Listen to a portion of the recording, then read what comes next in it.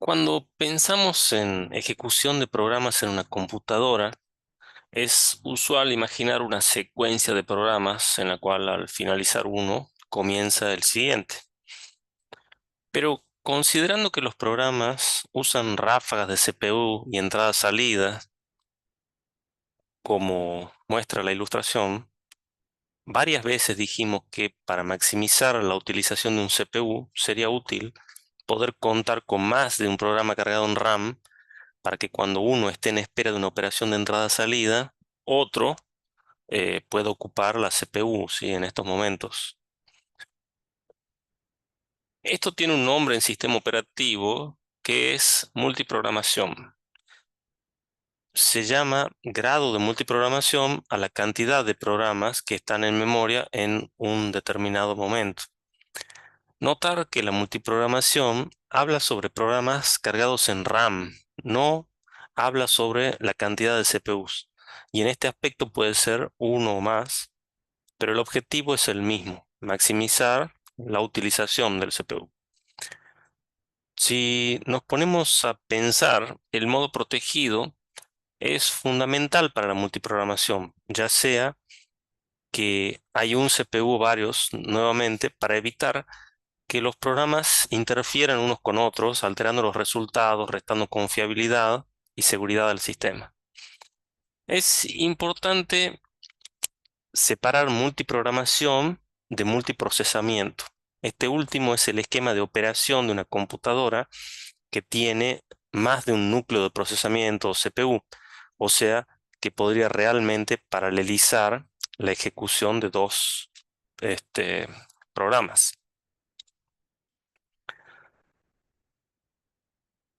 En esta diapositiva tenemos una ilustración de una posible forma de ejecución de dos programas, el programa 1 y 2 o A y B. Ambos tienen ráfagas de CPU y de entrada-salida. Las instrucciones de entrada-salida están marcadas en azul.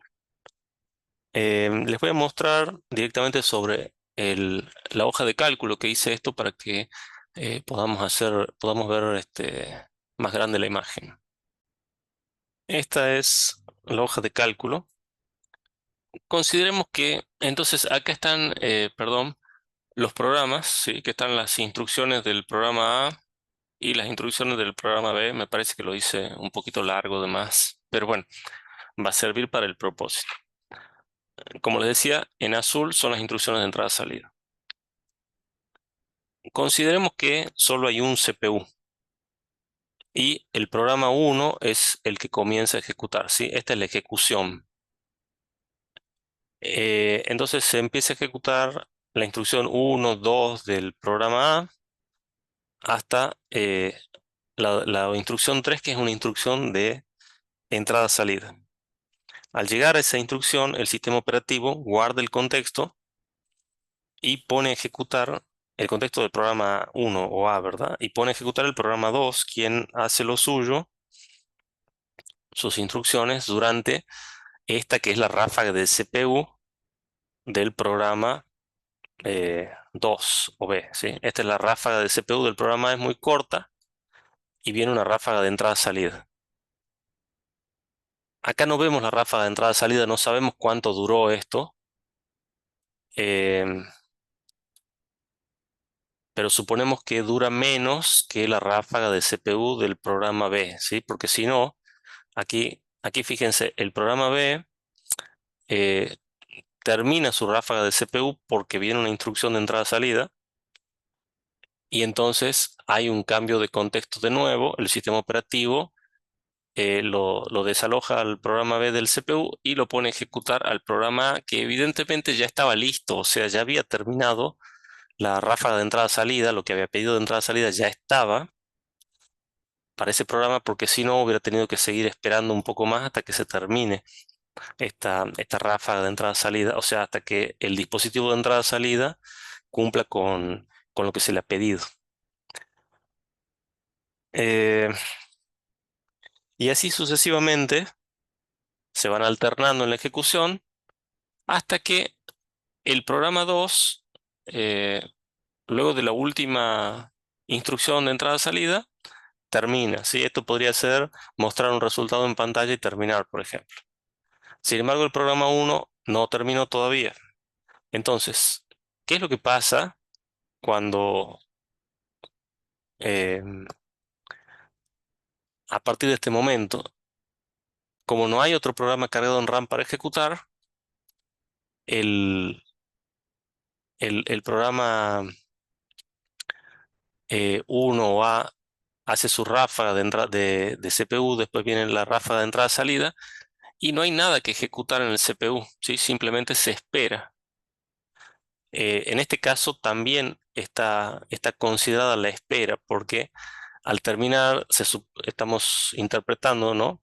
Que al terminar el programa 2 se hizo el cambio de contexto, pero la instrucción de entrada-salida, la operación de entrada-salida todavía no había terminado. Entonces hubo que esperar un rato más hasta que se termine eh, de ejecutar esta instrucción de entrada-salida y entonces el programa A o uno pueda seguir continuando con su ráfaga pueda continuar con su ráfaga de CPU. Entonces, cuando viene la siguiente operación de entrada-salida del programa uno no hay nada que ejecutar, entonces viene otros n ciclos de CPU de espera, donde el CPU está inactivo, ¿sí? Una vez que se resuelve esta operación, se dice que se resuelve la operación de entrada-salida cuando se concluye, se finaliza, ya sea de entrada o de salida, sigue ejecutando un poquito más el programa este en el CPU y después termina, ¿sí? Em, desde el... Sabemos que en este sistema que tiene solo un CPU, la ejecución paralela de instrucciones de ambos programas es imposible. Teniendo en mente esto, o sea, no podría haber sido que se ejecute la instrucción uno y 2 del programa A y la instrucción uno y 2 del programa B paralelamente, porque hay solamente un CPU. Por eso el flujo de la ejecución va de alterna entre el programa A y el programa B. Pero teniendo en mente esto, prestemos atención a esta forma de ejecución de programas, la multiprogramación, en la cual un programa no finaliza, ¿sí? Y otro programa toma control del CPU, ¿sí? Aquí ninguno de estos dos programas ha finalizado y se están alternando en el control del CPU. Eh, esto puede ser visto como una forma de paralelismo de programas, a pesar de que solo haya un CPU. Quizás podríamos decir cuasi paralelismo, porque desde el punto de vista del CPU se están em, ejecutando intercaladamente instrucciones de más de un programa, ¿sí? Podemos, un rato del programa A, luego del programa B, luego puede ser nuevamente A o puede ser C si hubiera un tercer programa, etcétera, ¿sí? Entonces, esto es según el CPU. Vemos que aquí tenemos programa A, después viene programa B, después viene programa A, después viene programa B. Esto es una ejecución eh, donde se intercalan las instrucciones de más de un programa. Cuando hay varios CPUs, o sea, cuando hay multiprocesamiento, entonces sí varios programas van a poder ejecutar de manera totalmente paralela. Para que quede claro, acá también puede haber multiprogramación si en RAM hay programas esperando para ejecutar en cualquier CPU que entre en inactividad. En sistemas operativos, eh, entonces cuando en una computadora hay más de un programa de memoria, perdón, eh, ejecutando de esta manera, ¿sí? Ya sea intercalando instrucciones con un CPU o en ejecución paralela, decimos que hay concurrencia o ejecución concurrente o que hay programas ejecutando concurrentemente. La concurrencia es, por lo tanto, una compañera inseparable de la multiprogramación. La concurrencia es un concepto muy importante, por ejemplo, porque indica que hay varios programas que pueden querer usar los mismos recursos a la vez. Y esto puede ocasionar serios problemas. Una vez que nos damos cuenta de esta posibilidad, debemos considerarla constantemente. Y es por esto que es uno de los conceptos más importantes del sistema operativo. Y seguiremos hablando de concurrencia en el resto de la materia. La concurrencia es un concepto que no es solo interesante para el sistema operativo, sino también para el desarrollo de software y la gestión de recursos compartidos en general. Ahora veamos otra forma de administrar los recursos de la máquina cuando la máquina es usada directamente por humanos. En estos casos hablamos de un sistema informático interactivo, que es cuando el ser humano proporciona comandos o instrucciones directamente al sistema operativo o programas a través de un dispositivo de entrada-salida y espera respuestas o resultados intermedios que, que indiquen eh, progreso y resultados finales, ¿sí? Que indiquen que el comando o instrucción terminó su ejecución y de qué manera. Comenzó su ejecución, digamos, luego terminó y de qué manera. Por ejemplo, al mover el mouse, esperamos que el puntero se mueva en la pantalla, ¿sí? Casi sin demora. Al presionar Enter o Intro, esperamos que el cursor baje una línea. Al presionar una tecla mientras escribimos, esperamos ver el carácter en pantalla un instante después. Al descomprimir un archivo, nos resulta útil visualizar un gráfico que muestre el progreso del trabajo. Estos son ejemplos de respuestas o resultados intermedios del sistema operativo de las aplicaciones, sin los cuales sería más difícil interactuar con el sistema, ¿sí? En esta situación puede ser beneficioso usar la técnica llamada de tiempo compartido entre los múltiples programas en ejecución. Esta técnica consiste en intercambiar los programas que están ejecutando en un CPU tan rápidamente que los usuarios pueden interactuar con los programas como si estuvieran ejecutando en paralelo en varios CPUs. El objetivo de este intercambio o rotación es minimizar el tiempo de respuesta, que es la espera desde que un usuario ejecuta una acción, por ejemplo, hacer un clic en el mouse o apretar Enter o mover el mouse o mover el cursor, hasta que obtiene una respuesta por parte del sistema operativo.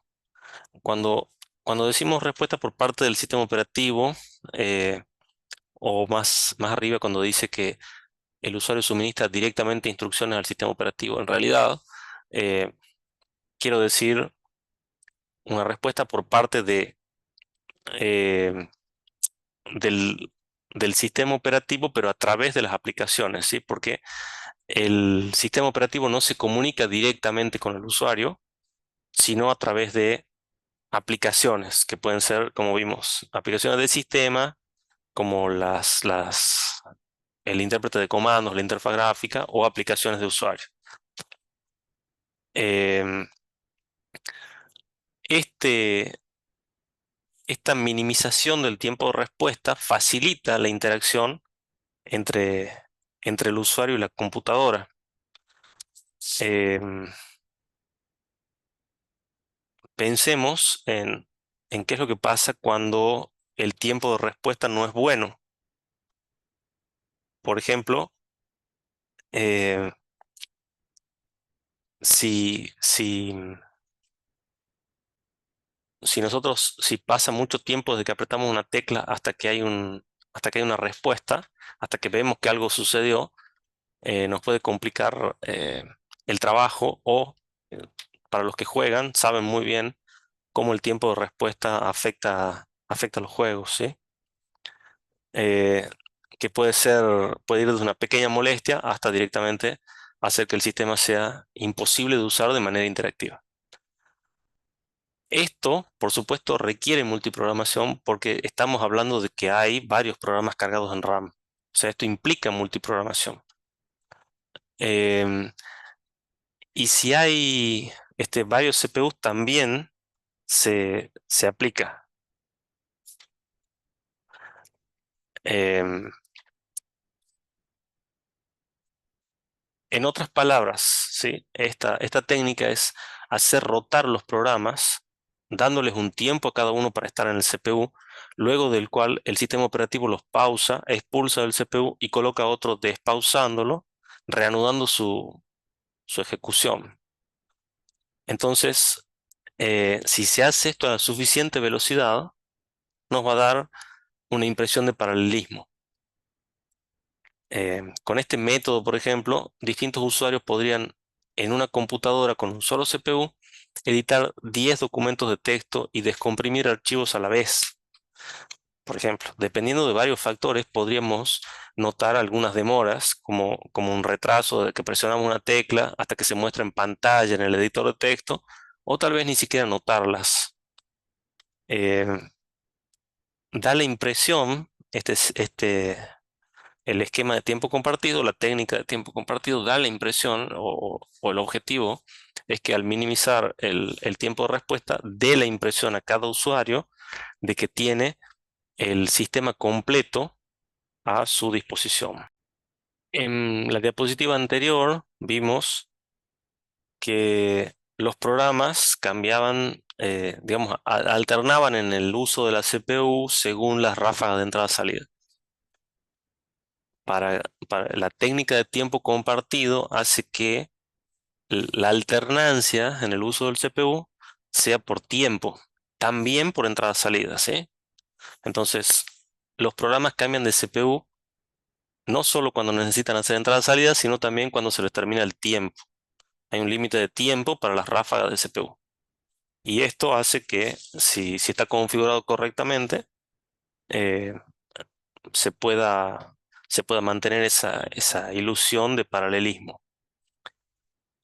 Así es como nació el esquema de tiempo compartido, para disminuir el costo de acceso a una computadora, por un lado, y para recuperar más rápidamente la inversión del que compraba la computadora, la empresa, digamos, por el otro. ¿Qué recursos compartimos actualmente por motivos similares? Quizás una conexión a Internet con los vecinos, em, o el, el sistema de energía eléctrica, pero si lo pensamos bien, pero no es muy frecuente ya compartir una computadora, ¿o sí? Cuando, cuando las computadoras se hicieron más accesibles, eh, personales, es decir, que una persona puede ser dueña de una computadora y tenerla dedicada para uso propio, o sea, PCs. Esta forma de compartir recursos se hizo menos frecuente hasta quizás desaparecer. Sin embargo, la técnica de tiempo compartido siguió siendo útil para que un mismo usuario pueda utilizar distintas aplicaciones a la vez en su PC con solo tener un CPU. Por ejemplo, reproducir un audio, navegar por internet, chatear y compilar un programa como si cada aplicación se ejecutara de manera paralela. ¿Cómo se logra esto, esta rotación eh, tan veloz que en tiempos humanos no se note? El sistema operativo asigna un tiempo a cada programa para usar el CPU y cuenta este tiempo por medio de una interrupción generada por un reloj que está únicamente para eso, para generar interrupciones periódicas que permitan contar tiempo. Este reloj se llama el temporizador, se le dice el temporizador del sistema, ¿sí? No es el reloj que da la hora. Cada vez que el reloj interrumpe, se ejecuta la ISR y la función correspondiente al reloj, en la cual el sistema operativo se fija si el programa que está en el CPU ya cumplió su tiempo de paso. Si todavía le queda tiempo, el sistema operativo devuelve el CPU al programa y en caso contrario, guarda el contexto y pone otro programa a ejecutar, así como se hacía cuando había operaciones de entrada-salida, y así sucesivamente. El funcionamiento de este reloj o temporizador se describe en más detalle en el apartado 1.5.2 del libro de Silvershot. Em, Todo esto de nuevo, sin perjuicio de que en caso de que el programa necesite realizar entrada-salida, también salga del CPU, ya sea que le quedara tiempo o no. Si nos ponemos a pensar cuando usamos una computadora de manera interactiva para interactuar con ella, por ejemplo, para procesar texto o navegar, la mayor parte del tiempo estamos usando aplicaciones que solo necesitan una pequeña cantidad de procesamiento ante cada acción nuestra. Y nuestras acciones son realmente lentas comparadas con el CPU. Pensar en el procesamiento de texto como ejemplo. Entonces, en general, el CPU está enormemente desaprovechado en las tareas interactivas y esto hace posible el tiempo compartido entre usuarios y entre aplicaciones de un mismo usuario. Ahora, ¿cuál es el costo de estos beneficios, de esta interactividad? ¿Tiene alguna contra rotar los programas de este modo? Deberíamos repasar lo visto anteriormente. Hay overhead debido al cambio de contexto que se produce cada vez que el sistema operativo interviene, en cada interrupción del temporizador, por ejemplo, y cada vez que se cambia de programa. Entonces, como siempre, no es gratis, pero es muy útil para las computadoras de escritorio, por ejemplo, donde la utilización de CPU no suele ser muy alta, pero los usuarios valoramos mucho tener la posibilidad de ejecutar tareas en paralelo, aunque sea una ilusión. Aunque actualmente no es tanto una ilusión porque la mayoría de los equipos tienen múltiples procesadores, o sea, si hay paralelismo real. Ahora contrastemos lo aprendido hasta acá con la actualidad. Eh,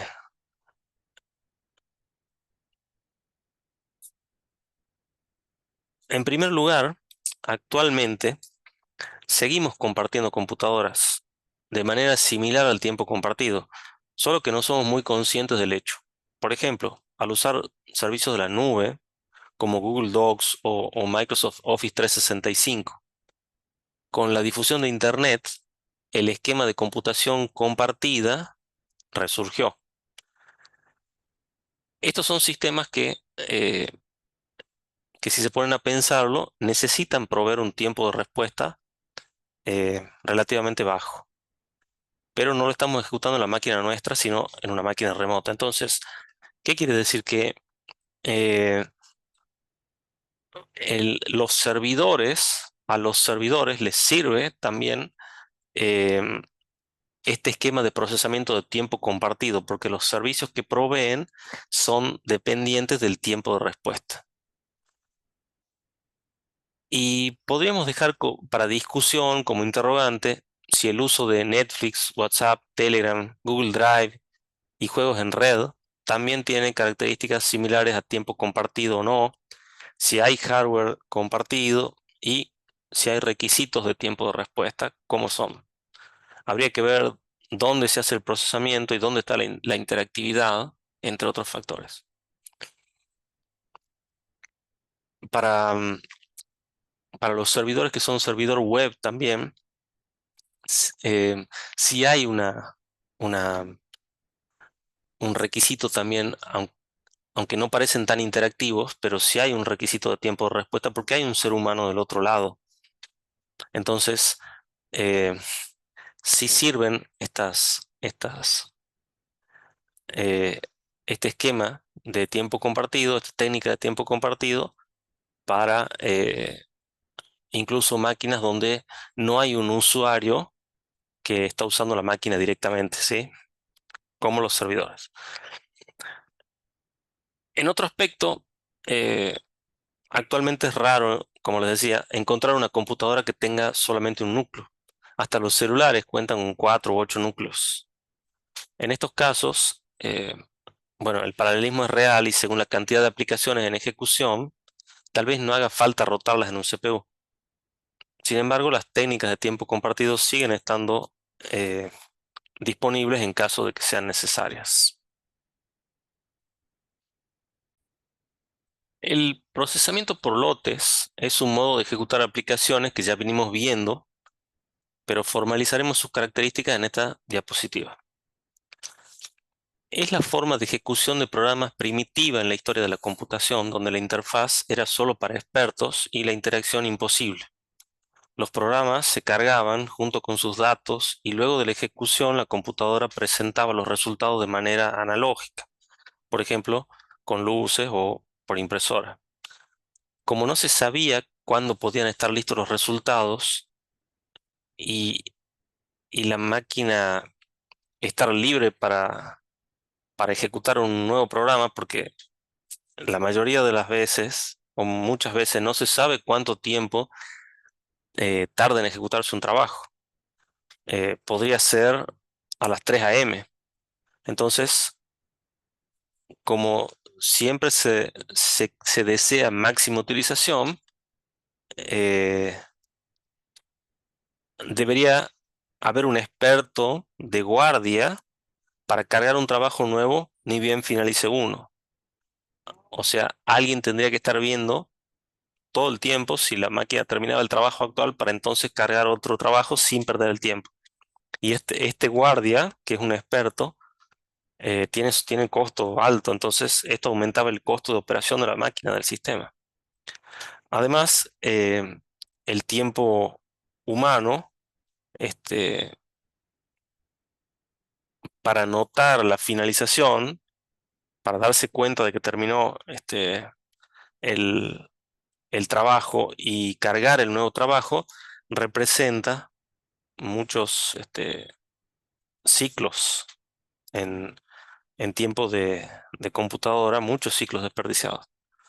Entonces, se creó la posibilidad de cargar trabajos mientras el sistema procesa en una cola para que la máquina no detenga su funcionamiento. Una vez finalizado un trabajo, comenzaba el siguiente en la cola, por lo cual era secuencial. Las técnicas de multiprogramación se desarrollaron cuando este era el modelo de computación disponible. Recuerden, en la diapositiva de multiprogramación mencionamos esta secuencia, ¿sí? Para maximizar la utilización de recursos. O sea, en estas diapositivas vimos primero tiempo compartido y luego lotes, pero históricamente se dio al revés. Las primeras computadoras eran muy caras, solo las podían usar expertos. La interfaz era básica, ni siquiera eh, eran digitales y procesaban por lotes. Eh, Hay tres factores que se fueron em, realimentando entre sí a través del tiempo, ¿sí? Que posibilitaron la difusión y la ubicuidad de la computación.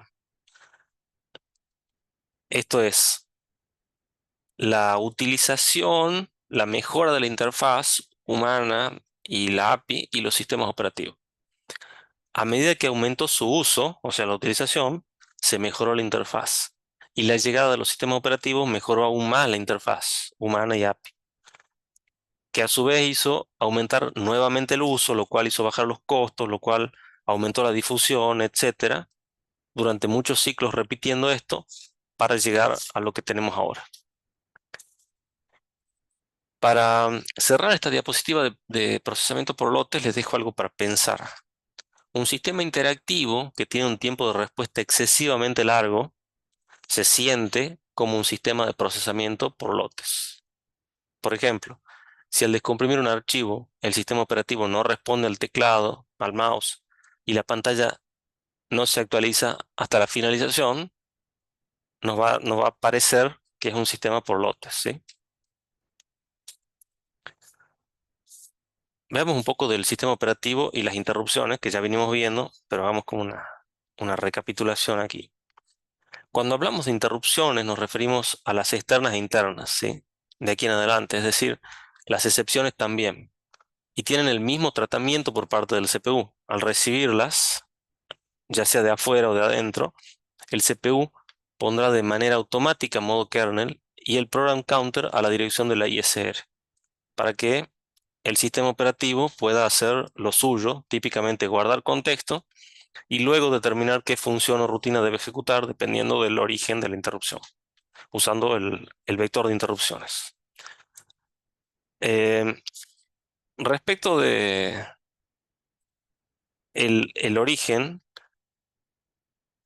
ya vimos que las llamadas al sistema se realizan a través de excepciones y los dispositivos de entrada-salida generalmente avisan cuando hay novedades a través de interrupciones. Por ejemplo, teclado, mouse, disco rígido, placa de red, etcétera. También está el temporizador o timer del sistema del que hablábamos, que el sistema operativo usa para contar tiempo, ¿sí? No la hora. Y también los errores de los programas generan excepciones. Todas las tareas a cargo del sistema operativo se inician a través de algún tipo de interrupción. Por esto, podemos decir que el sistema operativo es un programa impulsado por interrupciones. Esto quiere decir que luego de cargar al inicio o arranque del sistema, queda inactivo hasta que llegue una interrupción o excepción. Es un proveedor de servicios y si no se le hace solicitudes, no debería consumir ciclo de CPU. La ISR, por lo tanto, es una parte fundamental del sistema operativo porque es la rutina que dispara al kernel en, en cada interrupción. Las interrupciones hacen de timbre del sistema operativo, que los dispositivos y los programas usan para ser atendidos. Podríamos decir así que el sistema operativo, el kernel, está dormido hasta que suena el timbre. Y la ISR es la parte del kernel que atiende el timbre y según quién sea y qué quiere, determinará los pasos a seguir. Recordemos brevemente por qué es necesario que el sistema operativo se adueñe del hardware. ¿Podría proporcionar la API y los programas elegir si usar los recursos directamente o a través de la API?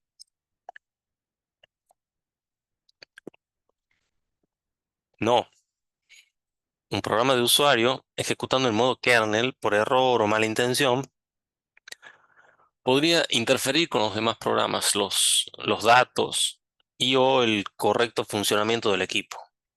Entonces, este esquema del sistema operativo como administrador de hardware brinda seguridad y confiabilidad, nos permite ejecutar en nuestra computadora programas desarrollados por otras personas porque nos asegura que el daño estará limitado. Esto pensando primero en un sistema de tiempo compartido o proceso por lotes, eh, ya sea que haya varios usuarios o no, pero también tiene impacto en el uso de una PC, una máquina personal. Por ejemplo, eh, un usuario instala y ejecuta sin querer software malicioso o defectuoso, como podría ser un ransomware, que encripta todos los archivos y luego pide dinero a cambio de la clave para desencriptar. Si el sistema operativo está bien diseñado e implementado, el daño estará limitado al entorno de ese usuario, por ejemplo, a sus programas y sus datos, y no afectaría al resto de los usuarios. Ahora, cabe mencionar que si el sistema operativo tiene vulnerabilidades, este malware podría saltar la protección y afectar a otros usuarios o todo el sistema. Esto también significa que un usuario del sistema, eh, este esquema de protección significa que un usuario del sistema no puede espiar o interferir con los demás. ¿Qué otras ventajas tiene instalar un sistema operativo que se adueña del hardware? Ya mencionamos varias cuando vimos lo que hace un sistema operativo y sus objetivos generales, como la API, para que no tengamos que conocer los detalles de hardware a la hora de hacer programas, em, con las ventajas de simplificar el desarrollo de software y brindar compatibilidad a los programas, la interfaz con el usuario, etc.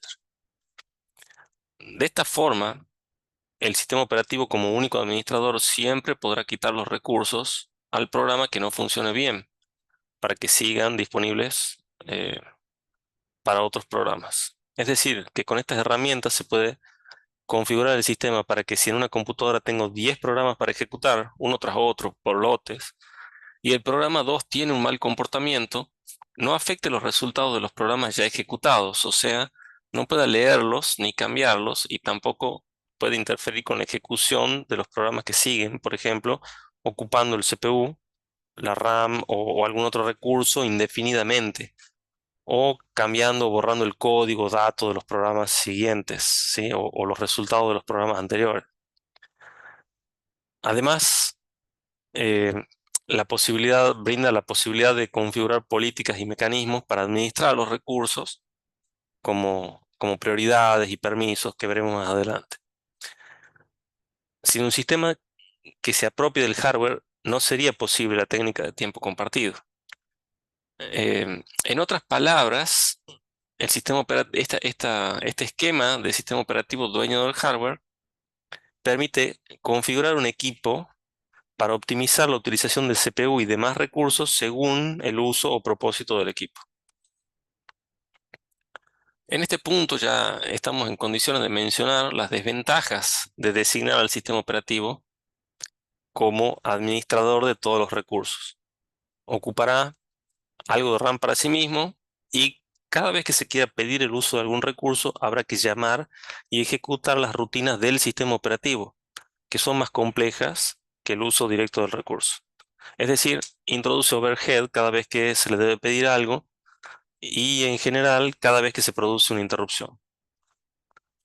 Y también puede haber costos económicos directos, por ejemplo, en la licencia del sistema operativo. Por último, no olvidar que el sistema operativo también es un software de terceros, en quienes estamos confiando la administración del equipo y de nuestros datos. Al ejecutar en modo kernel, el sistema operativo no tiene límites, pudiendo, por ejemplo, transmitir nuestras pulsaciones de teclado a otra computadora, entre muchas otras cosas que puede hacer.